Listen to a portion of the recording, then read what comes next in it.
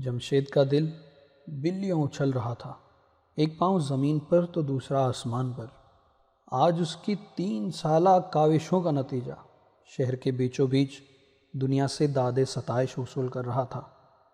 20 کروڑ کی لاگت سے بننے والا new world shopping plaza architect اور ڈیزائن کا شاہکار تھا۔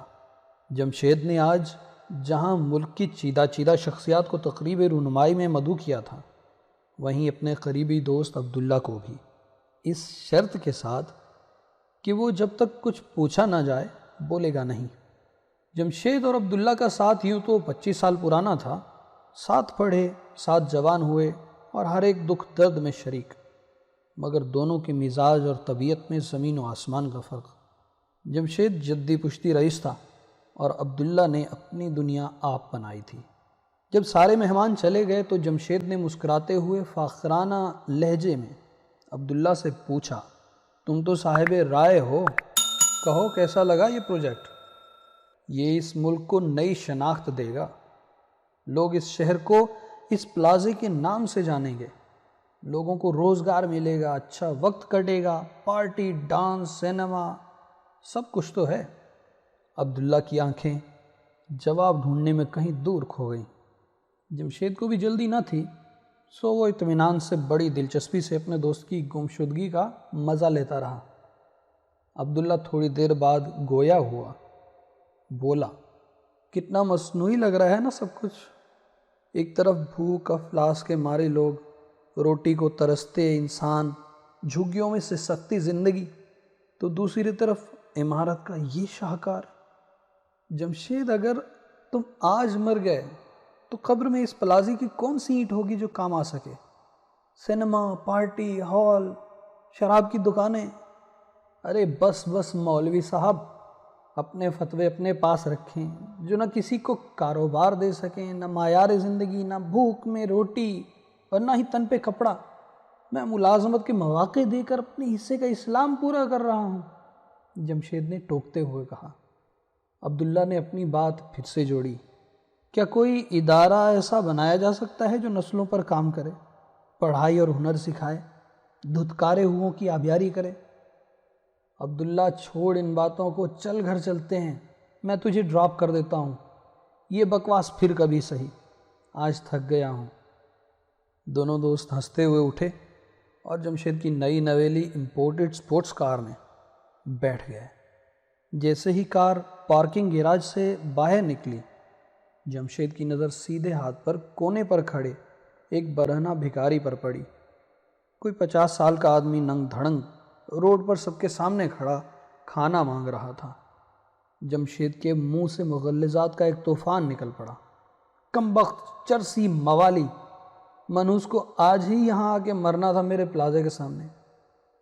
اگر لوگوں کا ڈر نہ ہوتا تو اس حرام خور کو اسی گاڑی کے نیچے روند ڈالتا، چرسی کہیں گا۔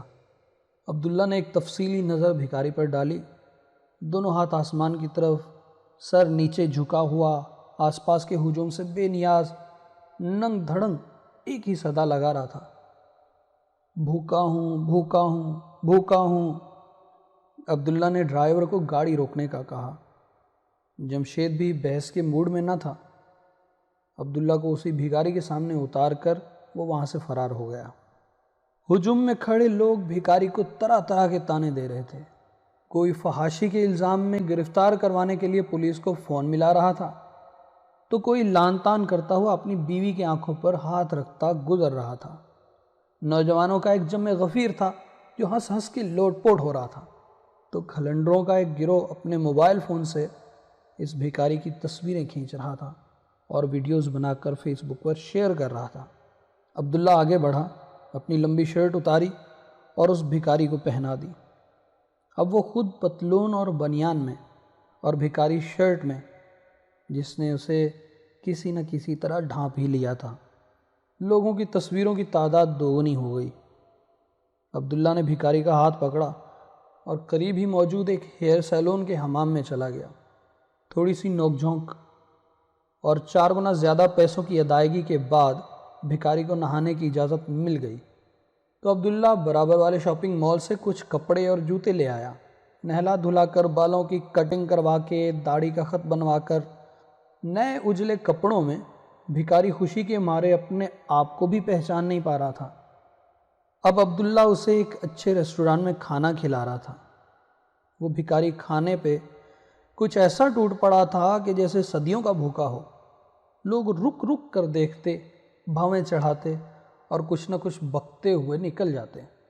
عبداللہ سب سے بے نیاز یہ سوچ رہا تھا کہ حشر کے دن بھی تو ہم سب یوں ہی کھڑے ہوں گے، رحم کی امید لگائے۔ آدمی کو غسل خانے میں سوچنا ہی چاہیے کہ جسم زیادہ ننگا ہے یا اعمال۔ اگر جسمانی برہنگی کا یہ احساس تو اعمال کی برہنگی کا کیوں نہیں؟ ان سوچوں کو بھکاری کی آواز نے توڑا۔ صاحب جی آپ کا شکریہ، دل خوش کر دیا آپ نے، اب میں جاؤں؟ نہیں، کچھ سوال ہے میرے پاس، عبداللہ نے جواب دیا۔ کپڑے کہاں ہیں؟ صاحب جی ایک ہی جوڑا تھا، گھر بار تو ہے نہیں، نہر پر نہانے گیا تو کوئی پیچھے سے اٹھا کر لے گیا۔ درخت کے پیچھے گھنٹوں بیٹھا، آنے جانے والوں کو آوازیں لگاتا رہا، مگر سوائے تانوں کے کچھ نہ ملا۔ اگر لان تان کو سی سکتا تو زندگی بھر کے کپڑے بن جاتے۔ آج تیسرا دن ہے، اسی حال میں تھا۔ سوچتا تھا کہ شاید باری تعالیٰ نے رکھ چھوڑا ہے کہ لوگوں کی آزمائش بنوں کہ کون کیا کرتا ہے۔ انٹر پاس ہوں، مگر نشے کی عادت نے یہ دن دکھلایا۔ آپ اچھے آدمی ہو، مالک آپ کو بہت دے گا۔ عبداللہ نے پتھرائی ہوئی آنکھوں سے دوسرا سوال داغا۔ مالک کسے کہتے ہیں؟ وہ بولا، اجی وہ جس کی ملکیت ہووے ہے، پھر وہ جیسا چاہے برتے، بس قبول کر لے۔ چاہے تو کام لے، چاہے تو زندگی بھر دیکھے بھی نہ، چاہے تو بادشاہ بنا دے، چاہے تو مخلوق کے سامنے ننگا رکھ چھوڑے۔ مالک وہ ہوتا ہے جس کی منشا پر سوال نہیں ہوتا۔ آپ تو پڑھے لکھے ہو بابو، آپ کو اتنا بھی نہیں پتا؟ عبداللہ نے پوچھا۔ کون سا نشہ کرتے ہو؟ جی چرس پیتا ہوں، 500 کی آتی ہے۔ عبداللہ نے اگلا سوال پوچھا، اور اچھی والی کتنے کی آتی ہے؟ جی وہ تو امیر لوگوں کے امیر بچے پیتے ہیں، وہ 3000 کی ایک ڈبی ہے۔ عبداللہ نے بھکاری کا ہاتھ پکڑا اور اٹھتے ہوئے کہا، چلو آج تمہیں چرس پلاتا ہوں۔ بھکاری کی تو بانچھیں کھل گئیں۔ جی وہ آپ شکل سے تو مولوی لگتے ہیں، مگر چلیں مجھے کیا، آپ نے دل خوش کر دیا۔ کوئی دعا، کوئی آرزو؟ مالک کی قسم مرتے دم تک آپ کے لیے مانگتا رہوں گا۔ عبداللہ نے چرس خریدنے کے بعد ڈبیا اس کی آنکھوں کے سامنے لہراتے ہوئے کہا، ایک شرط پر چرس ملے گی۔ بھکاری نے بغیر توقف کے جواب دیا، جی ہر شرط منظور ہے۔ اسے پینے کے بعد میں تمہیں ہسپتال میں داخل کروا دوں گا جہاں نشے کا علاج ہوتا ہے، سارا خرچہ میرے ذمہ۔ بھکاری نے اسے مذاق سمجھتے ہوئے چرس کی ڈبیا اچک لی اور بولا، جی ضرور۔ عبداللہ اسے ہوش سے مدہوش ہونے کے عمل سے گزرتے دیکھتا رہا اور ساتھ میں روتا بھی رہا۔ آج اس کا وضو آنسوؤں سے ہی ہو گیا۔ اس نے دعا کو ہاتھ اٹھا لیے، اے اللہ سائیں، چرس یہ پیے اور نشہ مجھے چڑھے تیری محبت کا۔ میں نے حج کے لیے پیسے جمع کر رکھے تھے، آج اس کے علاج پہ لگا رہا ہوں، تو اگلے سال ضرور بلا لینا۔ اس سال یہ چرس کی ڈبی بدلے میں قبول کر، حشر کے دن میرے اعمال کو بھی چھپا لینا۔ اے میرے مالک، اپنی منشا پر چلنے کا ظرف دے، قبول کر لے، آسانی اور عزت والا معاملہ کر۔ تو اچھا ہے، مجھے تجھ سے اچھے کی ہی امید ہے۔ عبداللہ نے مدہوش بھکاری کو اٹھا کر گاڑی میں ڈالا، چرس کو چوم کر ڈیش بورڈ میں رکھا اور ہسپتال کی طرف روانہ ہو گیا۔